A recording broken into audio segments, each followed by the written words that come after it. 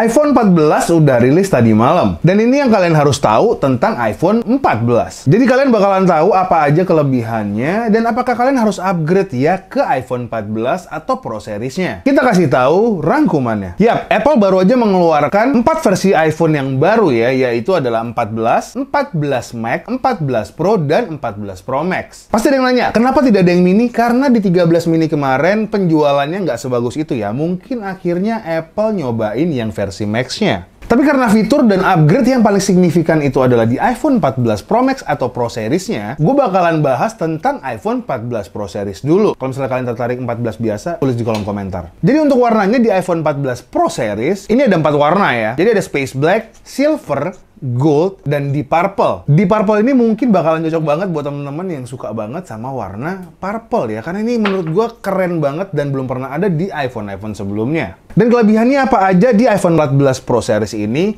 Yang pertama, A16 Bionic. Yap, iPhone 14 ini sudah dibekali dengan chipset A16 Bionic. Jadi A16 Bionic ini adalah chipset terbaru yang dibuat oleh Apple dan diklaim merupakan chipset smartphone terbaik dan tercepat di dunia saat ini. Kompetitor A13 Bionic yang dibuat di tahun 2019 aja itu masih susah banget ngejarnya ya. Apalagi A16 Bionic ini yang memiliki 6 core CPU yang punya kecepatan 40% lebih cepat dan 20% lebih hemat daya dibandingkan A15 Bionic kemarin. Padahal kalau misalnya kalian pakai iPhone 13 Pro Max itu udah kerasa overpower banget ya. Dan juga 16 core neural engine-nya yang bisa memproses 17 triliun perintah dalam 1 detik. Bayangin nggak kecepatannya seperti apa. Yang kedua ada Dynamic Island. Nah, ini yang biasanya ditunggu-tunggu ya sama teman-teman semuanya yang bosen dengan layar poni ya. Di Pro Series-nya ini bukan hanya dihilangin notch-nya aja, tapi ditambahin fitur yang namanya Dynamic Island ini. Fitur ini kelihatan seperti touch bar yang ada di MacBook Pro. Dimana di Dynamic Island ini adalah adaptive display yang memberikan informasi dan notifikasi tanpa kita harus keluar dari aplikasi. Ya kurang lebih mendukung banget buat teman-teman yang mungkin suka banget sama multitasking di iPhone ya. Yang selanjutnya ada Always On Display. Ya mungkin banyak banget Android user yang bilang bahwa Always On Display udah ada di beberapa tahun yang lalu dari zaman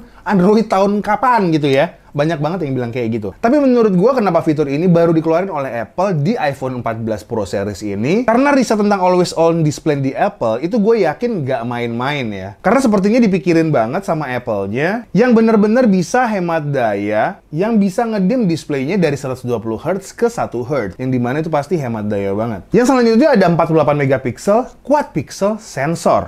Dimana sensornya ini 65% lebih besar dibandingkan iPhone 13 Pro dan 13 Pro Max sebelumnya. Dan low light performance-nya pun 2 kali lebih bagus daripada seri sebelumnya. Dan 12 megapiksel lensa wide yang 3 kali lebih bagus daripada versi sebelumnya. Jadi kebayang ya, 13 Pro Max dan 13 Pro Series aja udah bagus banget, apalagi di 14 ini guys. Dan di bagian foto makronya pun nggak main-main ya guys detailnya. Kalian bisa lihat ya fotonya. Contohnya seperti ini. Yang selanjutnya, Action Mode. Ini banyak banget juga yang bilang, di Samsung S22 Ultra tuh ada namanya ini. Tapi di iPhone namanya adalah Action Mode. Jadi Action Mode ini sebenarnya, kalau gua sebagai user iPhone, sebenarnya gua nggak perlu Action Mode aja, iPhone tuh udah stabil banget. Tapi di Action Mode ini, gua pada saat lihat contoh footage-nya, itu bener-bener kayak gimbal, guys. Yang selanjutnya, SOS via satelit. Dimana iPhone bisa ngasih sinyal emergency via satelit. Ini canggih banget. Dan gua belum tahu kalau di smartphone lain bisa apa enggak. Tapi gua ragu apakah fitur ini bisa dipakai di Indonesia apa enggak ya. Kecuali emergency call-nya itu bisa kita setting sendiri atau kita ganti sendiri. Yang selanjutnya, Crash Detection. Jadi amit-amit apabila terjadi kecelakaan, iPhone kalian otomatis nelfon emergency service. Tapi gue sekali lagi ragu ini bisa dipakai di Indonesia ya. So menurut kalian gimana? Kira-kira kalian pengen upgrade atau enggak? Coba komentar di bawah.